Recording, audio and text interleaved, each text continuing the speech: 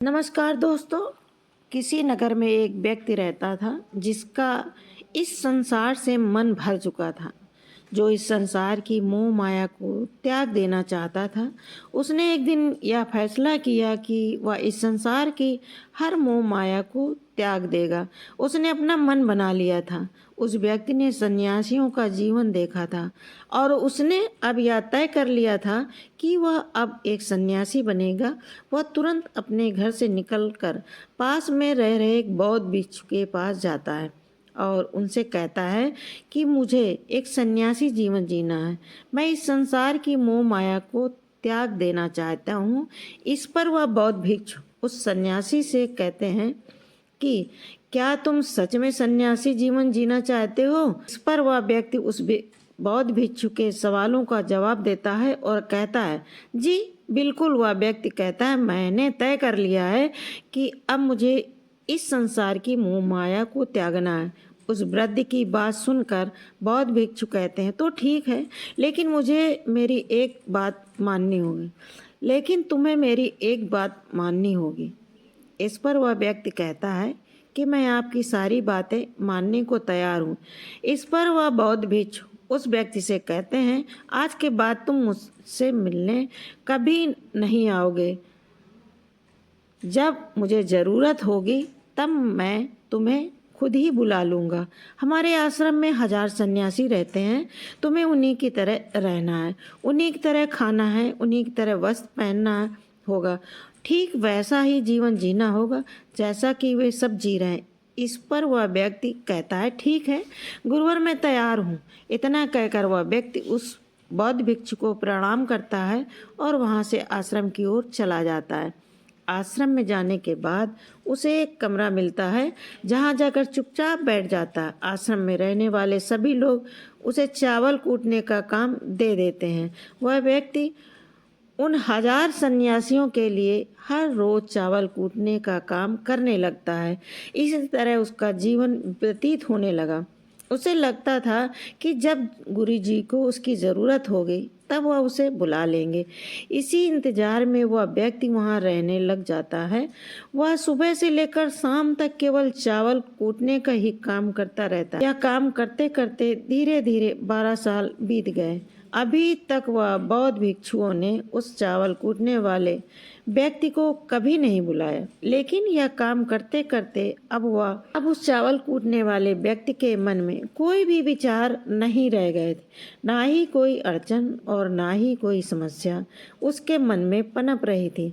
12 सालों के बाद वह बौद्ध भिक्षु कब बूढ़े हो गए। उन्हें लग चुका था कि अब उनका अंतिम समय आ चुका है और उन्हें अपना एक उत्तराधिकारी चुनना होगा। इसलिए उन्होंने पूरे आश्रम में घोषणा करवा दी कि जो कोई मेरा उत्तराधिकारी बनना चाहता है वह देर रात मेरे कमरे के बाहर 4 पंक्तियां लिख कर जाएगा और उसे उन पंक्तियों में बताना होगा कि जीवन जीने का सही तरीका क्या है, इस जीवन को किस तरीके से जीना सही है। इस जीवन का सत्य लिखना होगा। लेकिन एक बात याद रखना, उसे खुद के अनुभव के द्वारा लिखना होगा। किताब में कही हुई बातों को नहीं लिखना होगा या कहीं से नकल करके नहीं लिखना है। जो भी यह बताने में सफल हो जाएगा वही मेरा उत्तराधिकारी होगा। आश्रम में जितने भी लोग रह रहे थे वह सब उस बौद्ध भिक्षु को बहुत मानते थे। कोई भी उन्हें धोखा नहीं देना चाहता था। सभी भिक्षुओं के मन में यह चाहत थी कि वह उनका उत्तराधिकारी बने, लेकिन कोई भी यह काम करना नहीं चाहता था। उन 1000 बौद्ध भिक्षुओं में से एक विद्वान भिक्षु ने बहुत ही हिम्मत जुटाकर अंधेरी रात में दीवार के बाहर लिख दिया कि मन एक दर्पण की तरह है, उसमें धूल जम जाती है, उस धूल को साफ कर दो तो सत्य अनुभव में आ जाता है और सत्य मिल जाता है। यह 4 पंक्तियां उस शिष्य ने बड़ी हिम्मत जुटाकर अपने गुरुवर के कमरे के बाहर लिख दिया। अगली सुबह जब बौद्ध भिक्षु उठे और कमरे के बाहर लिखी 4 पट्टियों को पढ़ा और कहा कि किस मूर्ख ने लिखी है, मेरी दीवार को किसने खराब कर दिया।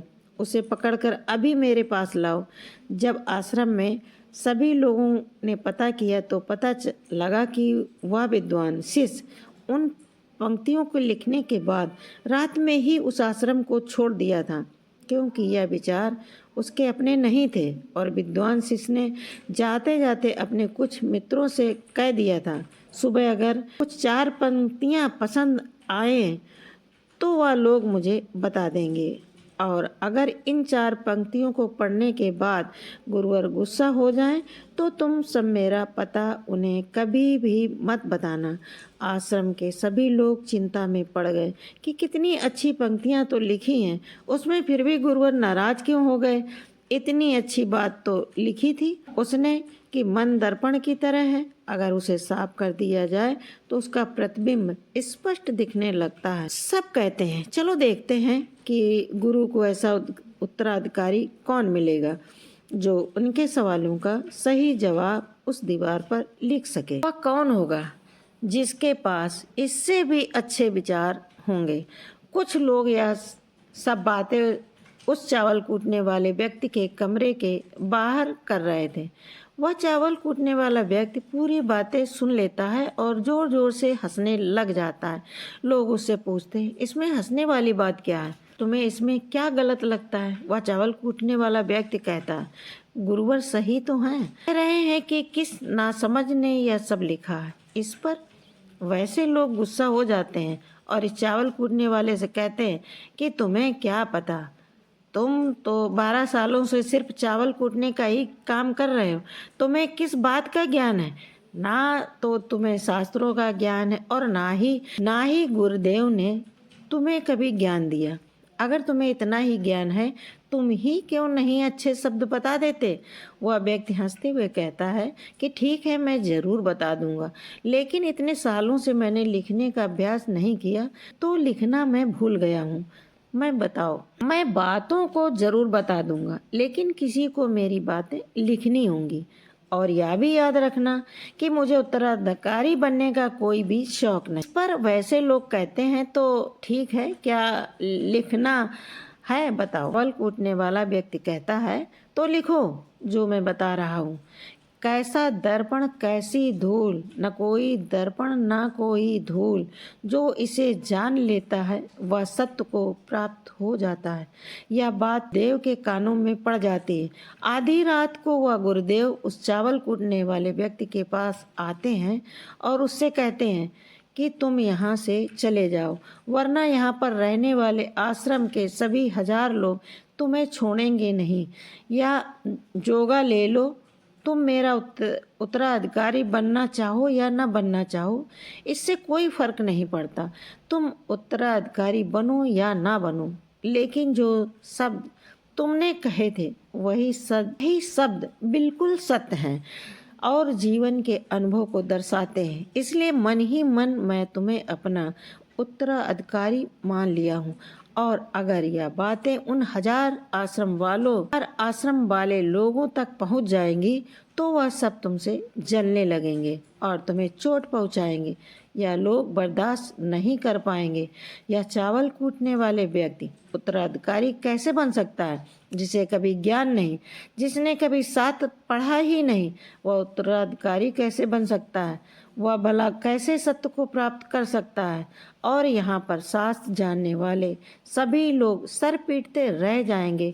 इसलिए तुम यहाँ से चले जाओ, कहीं और अपनी दुनिया बनाओ और वहाँ के लोगों को ज्ञान से भर दो। इस पर महात्मा बुद्ध ने भी अपने एक शिष्य से कहा था, जब तुम्हारे मन की सारे विचार शांत हो जाएं, तुम्हारे भीतर विचार आना बंद हो जाएं, उस दिन से तुम्हें सत्य का अनुभव हो जाएगा।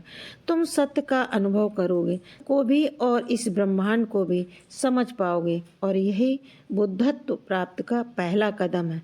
मन को शांत करने का पहला तरीका जो बुद्ध ग्रंथों में बताया गया, वह बुद्ध के विचारों पर करना, इन्हें अच्छे से समझना कि आखिर आपके अंदर कौन से विचार उत्पन्न हो रहे हैं, आपके अंदर आखिर क्या चल रहा है, उन्हें अच्छी तरह से और जागरूकता के साथ समझने की कोशिश करना, ना कि अपने विचारों को दबाने की कोशिश करना। अगर आप अपने मन के विचारों को दबाने की कोशिश करते हैं तो यह गलत होगा, जिसकी वजह से मन और तेजी से भटकने लगेगा और बार बार भटके। लेकिन जब भी आपको लगने लगे कि आपका मन बहुत तेजी से भटक रहा है, तुरंत आप उस पर ध्यान देना शुरू कर दें, को जागरूकता के साथ देखें और अपने विचारों पर ध्यान दें।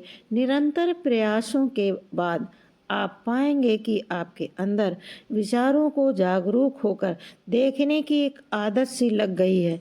लेकिन उसी के साथ आप यह भी देख पाएंगे कि आपके मन में बुरे विचार अत्यधिक उत्पन्न हो रहे हैं। आपके मन में जो भी विचार उत्पन्न हो रहे हैं, सकारात्मक भी हो सकते हैं और नकारात्मक भी। उनसे आपको कोई भी छेड़खानी नहीं करनी चाहिए। बस आपको अपने प्रयास पर काम करते रहना चाहिए। लेकिन यह अभ्यास करते रहेंगे तो एक समय आने के बाद आप अपने विचारों को नियंत्रित करने में सफल हो जाएंगे और उसे रोक भी सकते। तब जाकर आपको असली शांति और सुकून की प्राप्त हो जाएगी। तब आपको किसी भी प्रकार की चिंता नहीं सताएगी, क्योंकि अब आप खुद पर विजय प्राप्त कर लिए हैं।